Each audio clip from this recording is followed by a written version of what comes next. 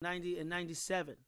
I hosted. I was young. I was more like the prince of the Kings of Comedy because I was only doing comedy 5-6 years at that point. Mm-hmm. You know, Steve, Bernie, and Cedric were already they weren't OGs yet. Yeah. But they were already in and solidified as on their way to greatness. Yeah. And they tapped me as a host. Walter Latham tapped me as a host, and Steve, Bernie, and Cedric picked me. Said okay. They okayed it, and I got to host probably one of the greatest tours I was on, and learn from those guys. That's why I say it was so great.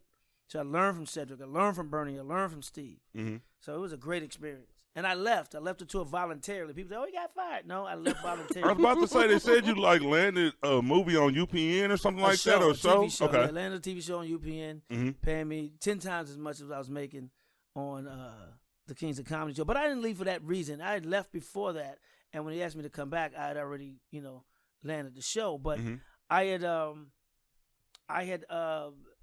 was a comic. Yeah. When I started it. And being on tour with Bernie, Cedric, and Steve, I became a comedian.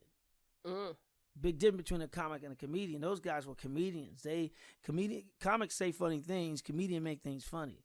And being on the road with those three, giants, learning from those guys, I had to get into the clubs and really just grind out an act. Because I had jokes, but I didn't have an act.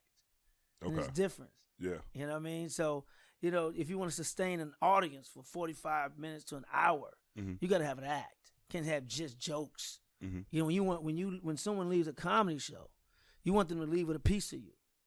You want them to take a piece of you home with them, bad or good.